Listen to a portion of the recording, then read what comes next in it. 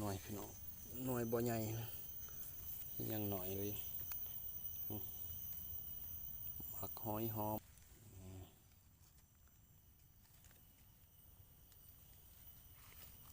มีแต่หน่อยหน่อย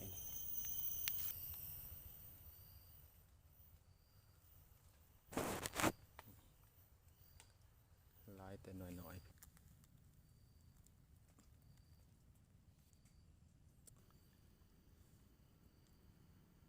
หน่อยใหญ่เติบหน่อยนี่2 หน่อยบอนนี่ให้คอยบ่5 บักด้นได้ซ้ำนี้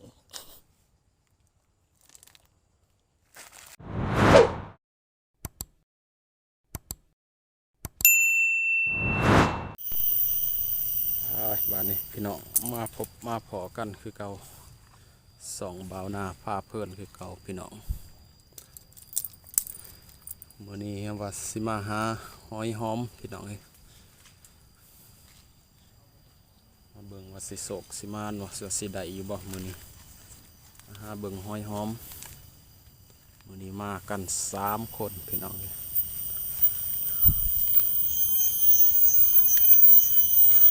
ก็บ่อยากมีปานใดล่ะมันหลายคนมาหามาสอกแถวนี้บ่สู้เห็นแหละ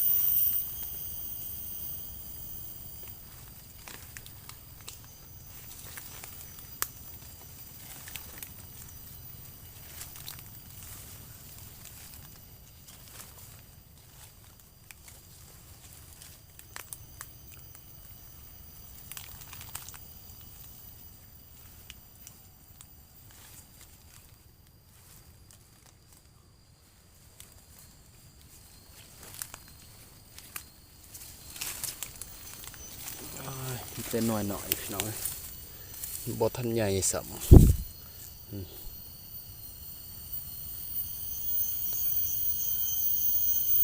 บ่พอหน่วยใหญ่แต่หน่อยหน่อย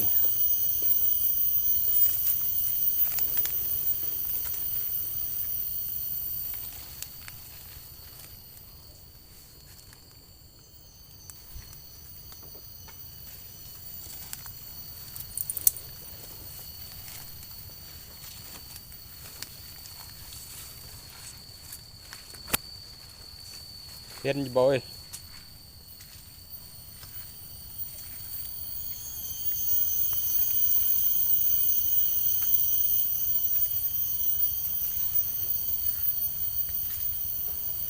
ขอกินขออยากในเด้อเจ้าที่เจ้าทางแถวนี้ลูกหลานมาหาแนวอยู่แนวกินในป่าดงนี่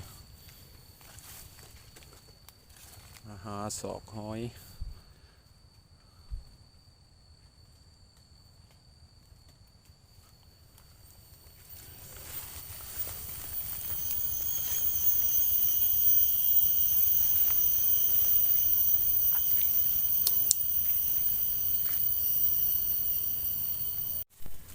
ขออีกหน่อยพี่น้องหน่อยบ่ใหญ่ยังหน่อยเลยผักหอยหอมไปหาต่อไปมันนี่อีกหน่อยหนึ่ง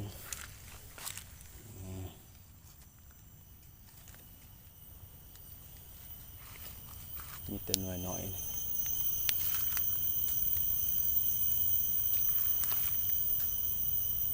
บ่สู้เห็นหน่อยใหญ่พี่น้องเลย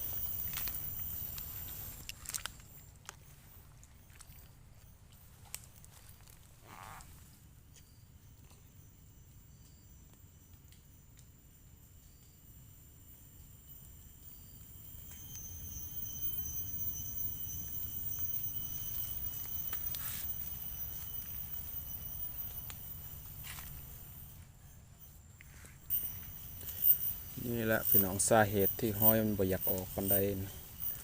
เพราะว่าฝนตกแห้งน้ำท่วมถีบท่วมแดนเลยพี่น้องในป่านี่เริ่มที่มีแต่น้ำห้อยมันจะบ่ออกปานใดแบบนี้เพราะว่าน้ำท่วมหูมันเด้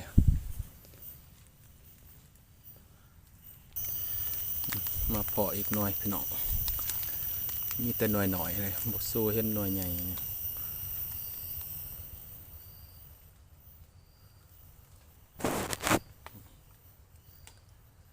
แต่หน่อยๆพี่น้องหน่อยใหญ่กับบ่สู้เห็นมั้ง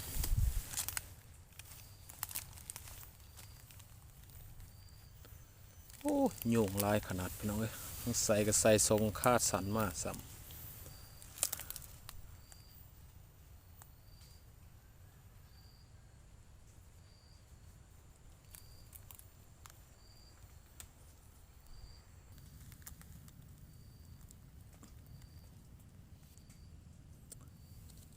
หน่อยหลาย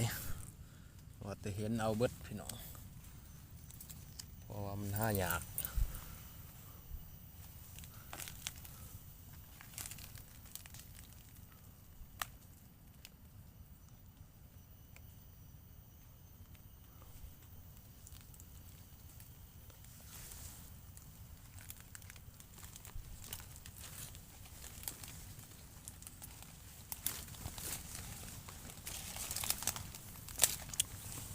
หน่อยนี่ก็หน่อยเกินไปพี่น้องเอ้ยจะบ่เอามันปะมันพี่น้องหน่อยหลายหน่อยนี่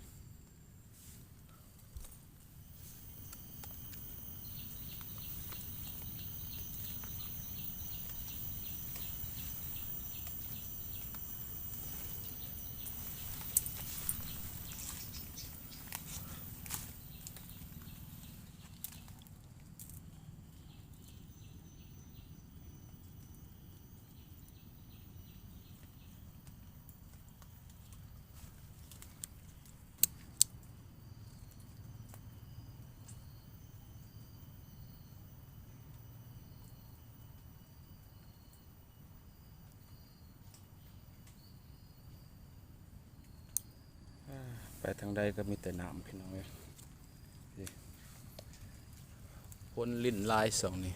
7 มื้อ 7 คืนเลยน้ำท่วมสิได้ลายปันได้มือนี่หอยเนี่ยมาลุ้นเบิ่งน้ำกันพี่น้องเอ้ยหน่อยนี่มีแต่ขาบมันพี่น้องตายแล้วหน่อยนี่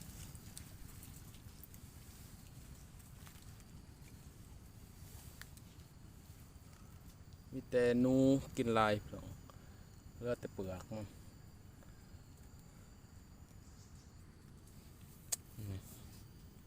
เอาพอบอนนี่ซองหน่อยเลยพี่น้องนี่อีกหน่อยหนึ่งหน่อยใหญ่เติบหน่อยนี่ซองหน่อยบอนนี่ไปต่อพี่น้องลายแต่โตมันเน่ามันตายพี่น้องเหลือแต่อ่องมันสมหน่วยสีใหญ่ๆแน่จะตายจะว่าเป็นจังใดพี่น้องเอ้ยลายจะเห็นแต่หน่อยแบบนี้แหละหน่อยเนี่ยกำลังออกแต่ดินไม่ยังเปื่อนอยู่เลย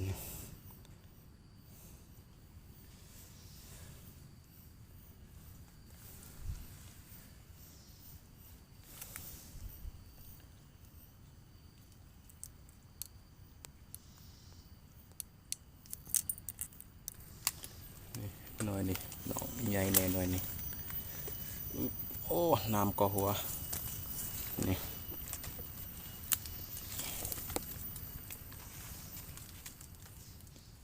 โอ้ยุ่งลายขนาดมึนมัดค่าบัดแข็งแล้วพี่น้อง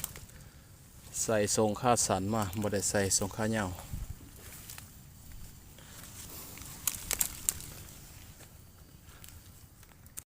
โอ้หน่อยนี่ใหญ่พี่น้องเอ้ยหน่อยนี่ใหญ่เติบแต่ว่าบ่ทันสุดสุดยอดมันได้ปานนี้พี่น้องยังมีหน่วยใหญ่กว่านี้อีกแต่ว่าบ่ทันเพาะบ่ทันเห็นมันใส่แหละแนมเห็นหน่วยหนึ่งวางนี่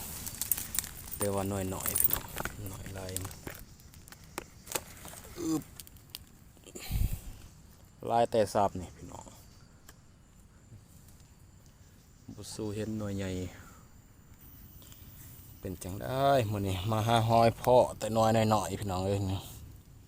บ่เห็นหน่วยใหญ่เลยหน่วยใหญ่จักไปทางใดเบิด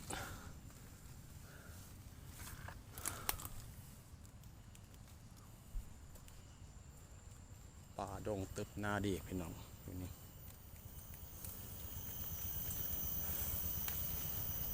เบิ่งรอบๆป่าดงแห่งนี้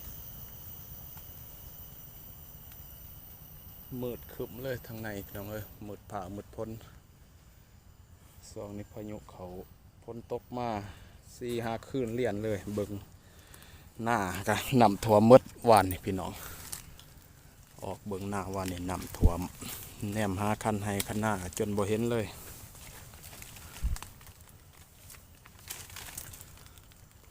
ทีมงานจักไปทางใดล่ะเนี่ยกันไปพี่น้องเอ้ย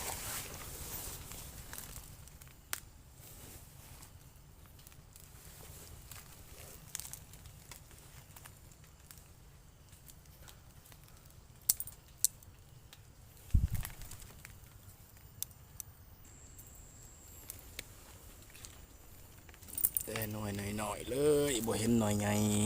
นี่หอยหอม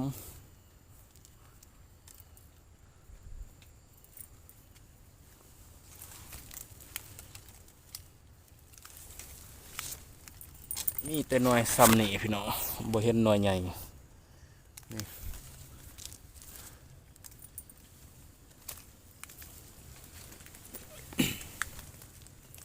ใส่แล้วแหนมเป็นหน่อยหนึ่งวางนี่โอ้หน่อยเลยหน่อยนี่ปลามันบ่เอามันพี่น้องหน่อยลาย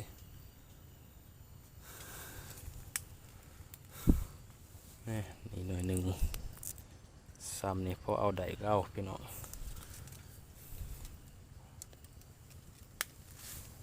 หาต่อ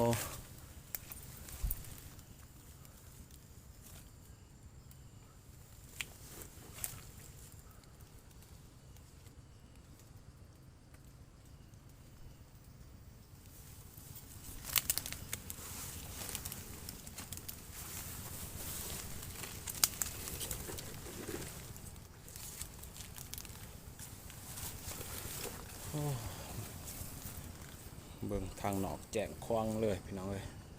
แม่นำเซ่เลยนำขุนจัดเลยฝนตกตลอดไปหาต่อพี่น้อง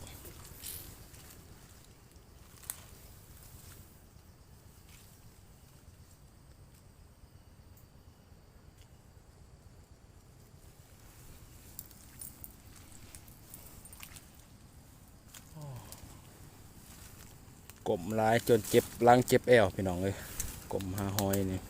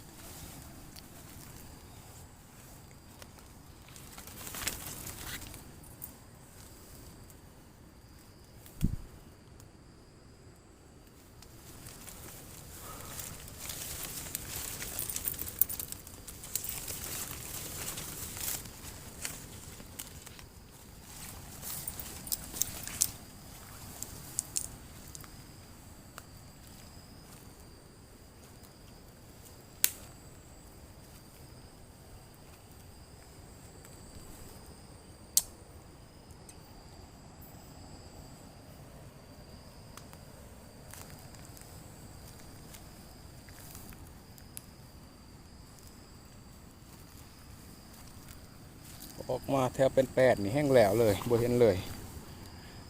จับกลับไปทางใดเบิดหอยนี่ก็ได้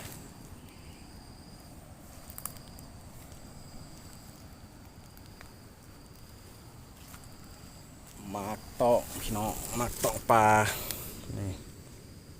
เบื้องส่งคือสิวานเลยพี่น้อง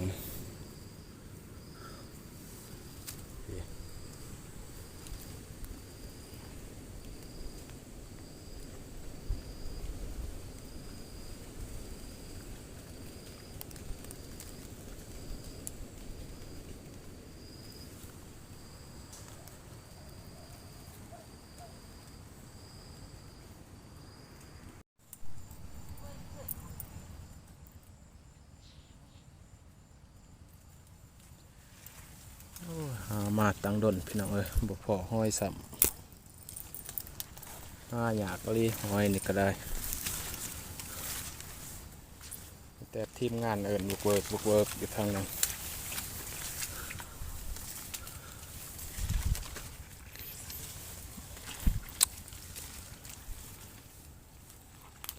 ห้อยบ่ออกบ่มื้อนี้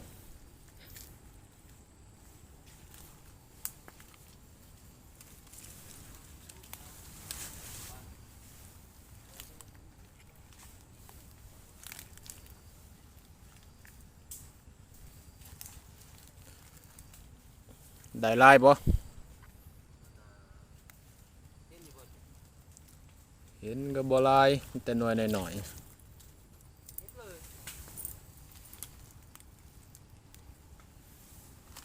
หน่วยใหญ่บ่เห็น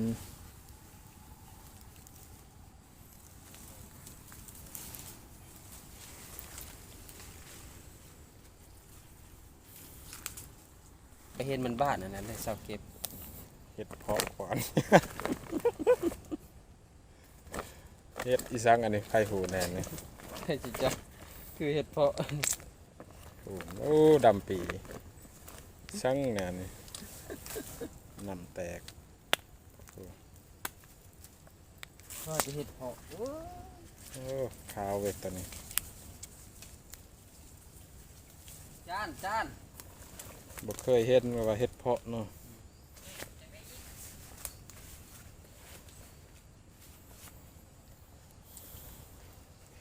ยังไรไปได้คิดไป จังได้จานมีได้ลายบ่หอย โอ้เครื่องของ เครื่องคองใส่เบิ่งแน่ คลองหันเครื่อง เปิดตี้ ง่อยได้บ่พอ10หน่วย เต็มแต่กระสอบไปก็มีแต่หน่วยน้อยๆบ่เห็นหน่วยใหญ่ มันน่าพี่น้องได้อยู่10หน่วย ใส่ก็หลายเติบแล้ว ให้คอยบ่ 5 บักดนได้ซ้ำนี้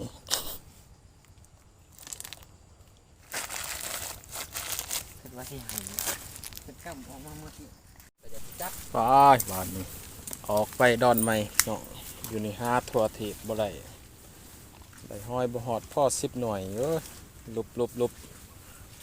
ยุงกัดยุงกินมึนมึดขาเบิดแข็งเลยนะ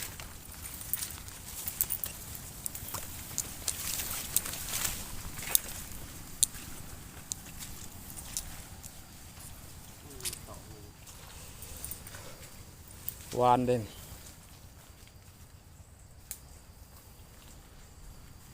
นำความถีบห้อยเลยบ่ออกมื้อนี้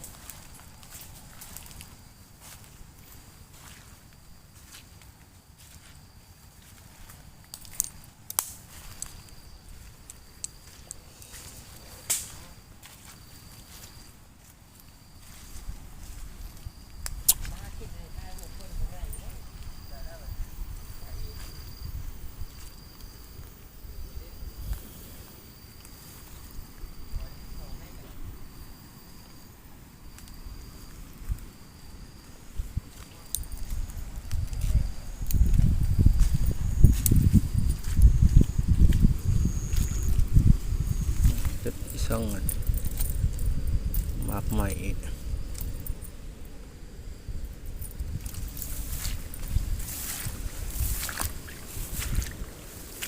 เบิ่งหน้าพี่น้องแคมให้แคมหน้าน้องแคมดงคือเฮาเขาหาเก็บหอยพี่น้องอามตามน้ำ